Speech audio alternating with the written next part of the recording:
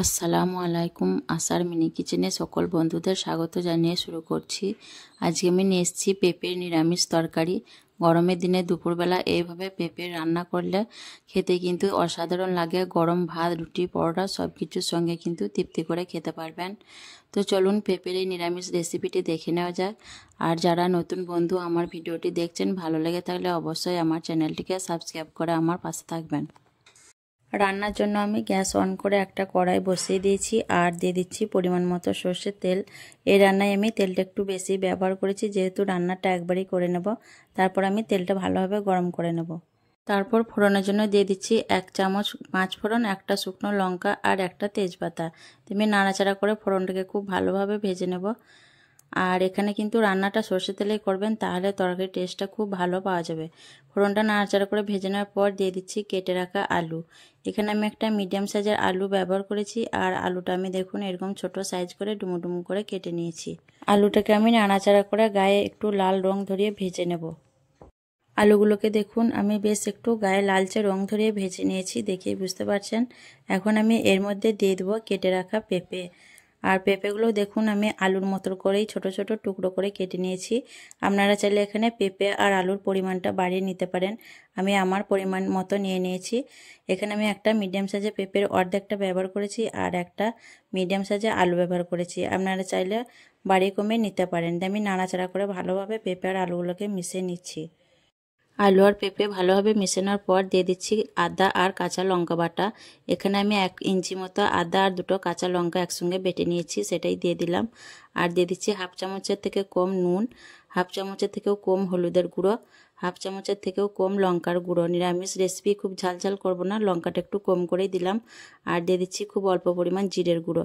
তেমনি নাড়াচাড়া করে খুব ভালোভাবে মশলাগুলোকে কষিয়ে নেব, যাতে কাঁচা লঙ্কা আর আদার কাঁচা গন্ধটা না থাকে।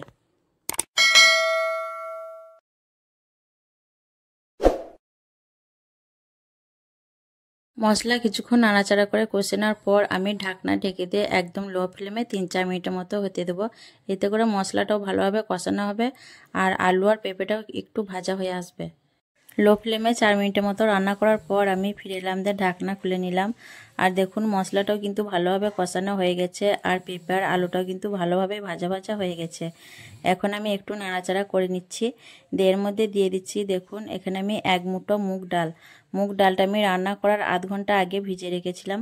ডালটা ভিজিয়ে রাখলে রান্না করার সময় খুব তাড়াতাড়ি সেদ্ধ হয়ে যায়, তার জন্য আমি ডালটা ভিজিয়ে রেখেছিলাম। আর এখানে খুব বেশি ডাল দেওয়ার প্রয়োজন নেই, 1 মুঠো ডাল দিলেই হয়ে যাবে। খুব বেশি ডাল দিলে কিন্তু খিচুড়ি ভাব হয়ে যাবে, তার জন্য আমি 1 মুঠো ডাল ব্যবহার করেছি। আমি নাড়াচাড়া করে খুব ভালোভাবে আলু আর পেঁপের সঙ্গে ডালটাকে মিশিয়ে নিচ্ছি। ডালটা ভালোভাবে নাড়াচাড়া করে মিশে নেওয়ার পর এখানেই দিয়ে দিচ্ছি আমি কেটে রাখা একটা বড় সাইজের টমেটো। আমি আবারও নাড়াচাড়া করে খুব ভালোভাবে টমেটোটা মিশিয়ে নেব। সব কিছুই ভালোভাবে নাড়াচাড়া করে মেশানোর পর এখানে দিয়ে দিচ্ছি আমি 1 কাপ পানি, যাতে আলু আর পেঁপেটা খুব ভালোভাবে সেদ্ধ হয়ে যায়। আর পেঁপে আর আলুটা দেখুন পানিটা আমি এমন দিয়েছি যাতে আলু আর পেঁপেটা ঝোলের মধ্যে ডুবে থাকে, এই হিসেবে পানিটা দিয়ে দিতে হবে। খুব বেশি পানি দেওয়ার দরকার নাই, যাতে সবজিগুলো ডুবে থাকে সেরকম মতো পানিটা দিলেই হবে। আর দিয়ে দিলাম 2টো কাঁচা লঙ্কা চেরা আর দিয়ে দিচ্ছি চা চামচে 1 চামচ চিনি। এতে করে নিরামিষ পেঁপের তরকারি ফ্লেভারটা খেতে ভালো হবে। আমি ঢাকনা ঢেকে দিয়ে মিডিয়াম ফ্লেমে 20 থেকে 25 মিনিটের মতো রান্না করে নেব। 20-25 মিনিটের মতো রান্না করার পর আমি ফিরে এলাম, দিয়ে ঢাকনা খুলে নিলাম। দেখুন একটু নাড়াচাড়া করে দেখে নিচ্ছি আমি আলু পেঁপে সেদ্ধ হয়েছে কিনা। দেখুন আলুগুলো কিন্তু খুব ভালোভাবে সেদ্ধ হয়ে গেছে, পেঁপেগুলো খুব সুন্দরভাবে সেদ্ধ হয়েছে। আর ডালটা কিন্তু ঠিক এরকমভাবেই সেদ্ধ করে নিতে হবে। খুব বেশি ডালটা সেদ্ধ করলে খেতে ভালো লাগবে না, ডালটা যেন দুয়াদখানা ভাব থাকে, তাহলে খেতে খুবই ভালো লাগবে। আমি একটু নাড়াচাড়া করে নিচ্ছি ভালোভাবে। আর তরকারি কালারটা দেখুন কত সুন্দর এসছে। আর এইভাবে গরমের দিনে পেঁপে নিরামিষ তরকারি ভাত রুটির সাথে খেতে কিন্তু দারুণ লাগে। তো আমি একটু ভালোভাবে নাড়াচাড়া করে নিলাম। তারপর এখানে দিয়ে দিচ্ছি দেখুন ছোট চামচে 1 চিমটি গরম মশলার গুঁড়ো। আমি নাড়াচাড়া করে ভালোভাবে মিশিয়ে নেব। আর গ্যাসের ফ্লেমটা একদম কমিয়ে দিলাম, দিয়ে আমি 2 মিনিটের মতো লো ফ্লেমে রান্না করে নেব, তাহলেই আমার পেঁপের তরকারিটা হয়ে যাবে। 2 মিনিট পর আমি আপনাদের পরিবেশন করে দেখিয়ে দেব। 2 মিনিট লো ফ্লেমে রান্না করার পর দেখুন কতটা লোভনীয় হয়েছে তরকারিটা দেখতে। আর এইভাবে করে আপনারাও কিন্তু অবশ্যই একবার বানিয়ে দেখবেন। এই গরমের দিনে মুগ ডাল দিয়ে পেঁপে নিরামিষ তরকারি খেতে কিন্তু অসাধারণ লাগে। আর সত্যি বলতে বন্ধুরা, এই রেসিপিটা খেতে কিন্তু অনেক টেস্টি হয়েছিল। আমি কিন্তু এটা তৃপ্তি করে খেয়েছিলাম, খুবই মজার হয়েছে রেসিপিটা। তো আপনারাও একবার এইভাবে ট্রাই করে দেখতে পারেন নিরামিষ দিনে বা যে কোনো দিনে। গরমের এই দুপুরবেলা গরম ভাতের সাথে খেতে বা রুটির সাথে খেতে কিন্তু দুর্দান্ত লাগবে।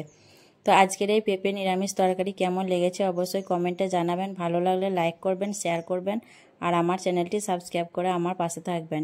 আসবো আবারও অন্য কোনো রেসিপি নিয়ে। সকলে ভালো থাকবেন, সুস্থ থাকবেন। আল্লাহ হাফেজ।